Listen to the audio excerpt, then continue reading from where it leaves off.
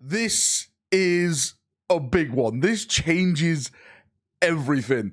I was thinking of putting the foil on, but this is factual information. The foil stays over there. The foil is not wanted today. Now, this is coming from the latest Horus Heresy campaign book, Siege of Cthonia. Before we jump in and start talking about this, I am going to be going through the lore segments, and it will contain spoilers. So if you're currently reading that, if you want to read it and don't want to be spoiled, then leave this video now. This is your first and only warning. Now, this is huge in terms of lore changes, especially for me as a Son of Dawn, especially for you if you're a Son of Prospero or you're a Magnus fan. The ramifications, the ripple effects of this could be massive. Now, this all starts on the planet of Cthonia, and to bring us all up on the same level, I'm just going to sum up what's happened. When Horus rebelled, of course, the Horus Heresy, Rogal Dawn sent a fleet to Cthonia to siege it, to stop the Sons of Horus, to stop Cthonia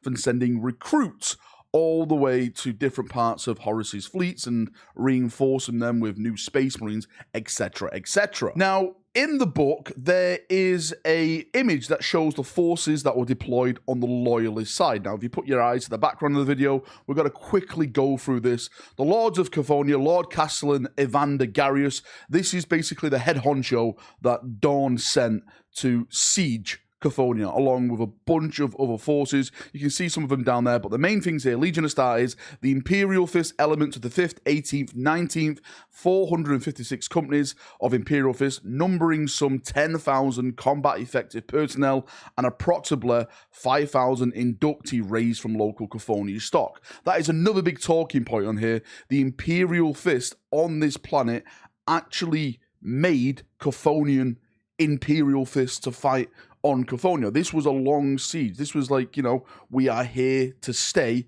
and we need more and more Marines, so we're going to take them from Cthonia stock. So, you know, you can argue right now that Cthonia did raise some of the best Imperial Fists. But put that aside for a second, because the main thing here and the main talking point of this video is all about this. The Thousand Sons, remnant of the 5th Fellowship, approximately 3,000 combat-effective personnel sworn to penitent oaths, overseen by the Sistine Silerhood. So we have confirmation that the Thousand Sons, well, a small contingent of them at this point, is loyal and is serving the Emperor, is serving the Imperium in service of penance to what their father had done. Loyalist Thousand Sons with the Sons of Dawn on Cthonia, you know, helping to fight Horus and his fleets, his forces, everything like that. You've got the Shattered Legions there, of course, you know, the Raven Guard, the Iron Hands, etc., etc. We all know that they're a main thing on here, but please stay focused on that Thousand Son thing, because this is where it gets wild. Now, what eventually happens is that the Dark Angel fleet, led by Lionel Johnson, his Retribution fleet, he's going to Traitor Planet after Traitor Planet. He's literally wiping them out one by one, and it's time for Cthonia to say bye-bye. And we all know what the Dark Angels can do. We all know what their weapons that they can have. They literally burn planets. They kill planets. That is one of the reasons why they were made. That's one of the reasons why the Emperor gave them the ability to harbor and use such amazing and scary weapons. But to sum it up, the planet is basically destroyed. Well, it is destroyed by the Dark Angels. During like the planet battle, like the big end battle, Garius is wounded. The Thousand Sons save Garius. They go back on an Imperial fish ship and they begin to heal Garius. So he owes them, you know, an oath of gratitude, basically a life debt, if you could say that. Now, the next piece of text is the most interesting one out of all of this. Again, I'm going to put it in the background. I'm going to read it to you. You can pause it. You can read it yourself if you want to do that. But this is really now where stuff goes from 6 to midnight. So it states here that Garius would long suffer from his wounds dealt to him by Varan, healed by the combined efforts of the Mechanicum and the biomancers of the Thousand Sons, like I stated, leaving him a hideous of augmetics and crudely reshaped flesh. He would brood long on his loss and refuse to return empty-handed to Terra, where the Loyalists had won such a victory that none would ever forget it. Because at this time, Terra has been won. Garius basically failed.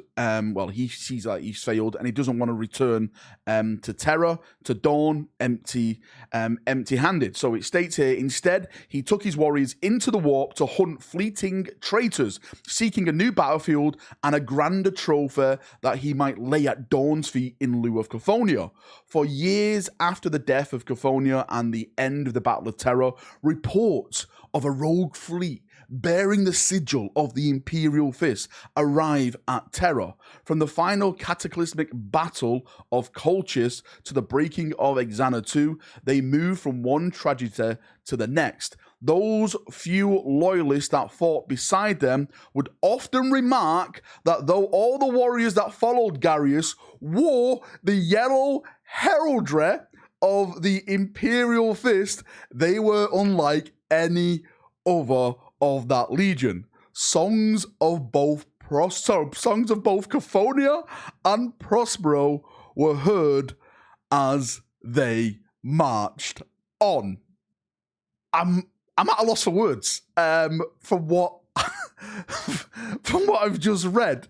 This now is confirmation that the Thousand Sons, a small contingent of the Thousand Sons, again, not the 3,000, because I'm sure some died at the Siege of Cthonia, a small chunk of them, or a healthy chunk of them, became Imperial Fist. They were inducted into the Imperial Fist. They wore the yellow battle plate of the Legion. They answered probably to Dawn's orders. They followed Dawn's orders. They still kept serving the Imperium.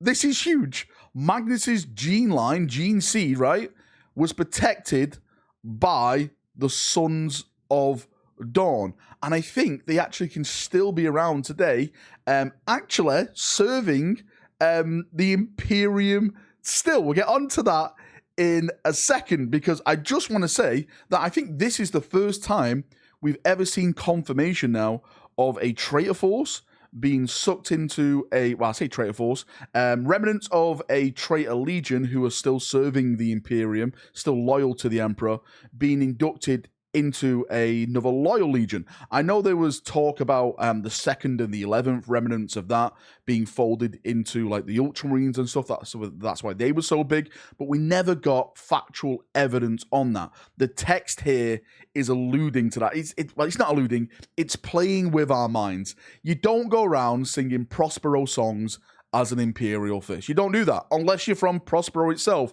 remembering the old days and all that kind of wacky stuff. Now, I'm going to leave you with something to think about. I'm going to leave you something to talk about, because this seems too coincidental not to be true. Something is happening here. This is where I need the foil, all right? This is where the foil belongs in this video. If you look at the Thousand Sons in this new Siege of Cthonia book, and you look at the art pieces that GW have done for them, I'm going to put it over here, right? This is one of the Thousand Son Marines, okay? Oh, that's really cool, Mark 6. It looks pretty nice. I like the color scheme they've done. But let's take a look at another Dawnian successor chapter called the Exorcists, who basically bind demons into them, right? And survive, and then they learn to fight against the forces of chaos because they've gone through this whole process of exorcising demons. Let's take a look what their color scheme looks like. Boom, over here. Now, I am not someone, right, who looks into conspiracy theories a lot, but to me, something seems to be going on here. I'm wondering, right, since the Sons of Dawn were confirmed as the foundation of the gene bearers of the Exorcist, is it the Thousand Son gene seed that's in play within the Exorcist chapter? Because psychic shenanigans, they would have the best type of abilities for that, because it's basically in their blood. with Magnus the Red. The only argument against that is that the Exorcists were founded in the 36th millennium, if I'm not mistaken, during the Curse founding, and of course all this happened during 30k. Maybe they took a big chunk of the Imperial Fist gene seed and put it in stasis, and that big chunk that they took were those Thousand Sons. That was serving Wagarius, and when they unfroze it and they made the Exorcists, this is why you got the Exorcist and the Curse founding and stuff like that, because it was the Thousand Son gene seed, not really the gene seed of Dawn himself. I'll let you think on that. It's a bit, it's out there, but hey, it's a coincidence. There's too much on the line for this one. Anyway, thank you for coming. Thank you for watching. If you've got any thoughts, feedback, anything like that, let me know in the comment section down below. What do you think of this then? This is some big, big lore changes. The Sons of Dawn and the Thousand Sons together, purging, singing songs, and taking names. Hey, I like it. I've always respected the Thousand Sons, and to see the Sons of Dawn working with them and see the Thousand Sons basically become Sons of Dawn, it's a pretty cool thing to read about. It's a pretty cool thing to see. Right, see ya. Have a great day, and bye-bye.